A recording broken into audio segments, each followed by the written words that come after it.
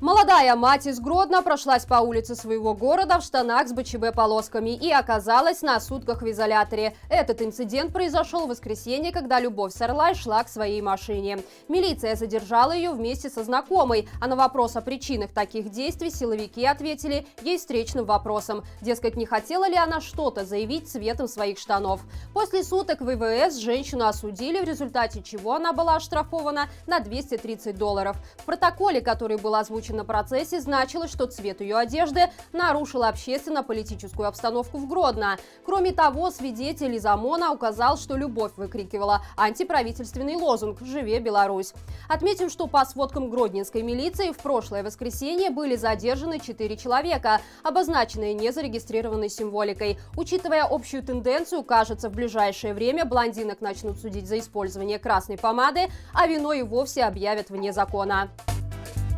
Не хочешь бесплатно работать – пойдешь под суд. Такого мнения придерживается администрация Московского района Минска и начала массовую рассылку с требованием от предпринимателей немедленно заняться расчисткой снега. И если раньше Мингорисполком только призывал помочь в этой нелегкой борьбе со стихией, то теперь же людей принуждают это делать под угрозой привлечения к административной ответственности. И объем работ, надо сказать, не маленький. До 8 утра нужно убрать от снега и льда пешеходные дорожки, лестницы и пандусы, а с 7 до 16 обеспечить чистку проезжей части и крыш, а также успеть вывести снег и налить на установленные площадки. Все это будет происходить под постоянным мониторингом администрации. В случае неповиновения предпринимателям грозит штраф в размере до 1500 рублей, а юридическому лицу до почти 3000. Но не стоит отчаиваться, уже завтра в Беларуси ожидается плюсовая температура. Стоит отметить, что в нашей стране принудительный труд запрещается, кроме работы или службы, определяемой приговором суда или в соответствии с законом о чрезвычайном и военном положении.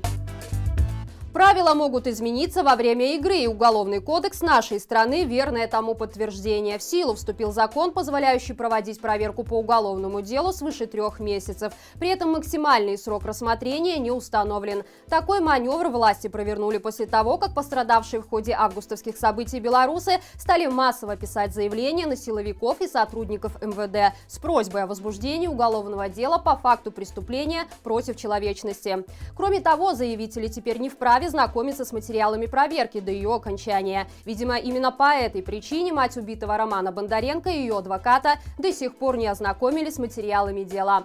Напомню, что с начала президентской кампании в Беларуси было задержано более 33 тысяч человек и возбуждено более 900 уголовных дел. А выборы проходили на фоне постоянных и непрекращающихся репрессий, во время которых задержанных целенаправленно подвергали пыткам. Белорусам запретят трудоустраиваться за рубежом через компании-посредники, а члены одной семьи не смогут вместе работать на госслужбе. Это далеко не полный список изменений, которые чиновники намерены внести в Трудовой кодекс в текущем году. Одним из ключевых нововведений обновленного закона станет введение понятия «дистанционная работа». С учетом того, что из-за пандемии удаленка уже стала привычной практикой для всего цивилизованного мира, оперативности наших законотворцев можно только позавидовать. Не забыли они о проблеме оттока рабсилы из Беларуси и необходимости привлекать трудовых мигрантов из-за рубежа. Для иностранцев планируют создать привлекательные условия для переезда в нашу страну, что бы это ни значило. А вот белорусам, которые намерены уехать за границу в поисках лучших условий, решили основательно вставить палки в колеса и разрешить выезжать только по приглашению от прямых работодателей. Таким решением пособники Лукашенко могут сильно осложнить жизнь белорусам, которые из-за языкового барьера или незнания юридических тонкостей трудоустройства за рубежом предпочитают обращаться в компании-посредники, которые занимаются решением таких вопросов. Светлана Тихановская расскажет о ситуации с блогером Игорем Лосиком на встрече Совбеза ООН. Мероприятие пройдет по инициативе ряда европейских стран в эту пятницу. Народный лидер намерена поднять вопрос о международном расследовании преступлений нелегитимного режима, а также инициировать созыв сессии ООН по преодолению кризиса в Беларуси.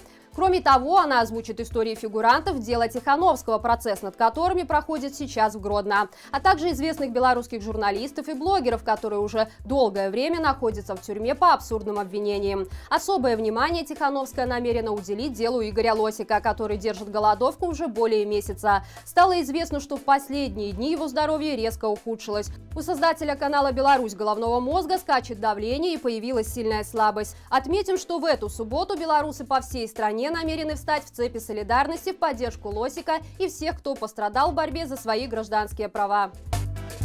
Белорусы не перестают доказывать, насколько они невероятные в любых обстоятельствах. Так, в Жлобинском общественном транспорте для маленьких детей, которым не положены обычные билеты, придумали креативную альтернативу. Кондукторы выдают малышам самодельные проездные с рисунками. Маленькие пассажиры и их родители остаются в полном восторге. Красочные билеты рисует местная пенсионерка, а потом совершенно бесплатно отдает их сотрудникам Белтранса, чтобы те могли обилетить всех желающих. Шанс получить заветный билет есть на любом городском маршруте.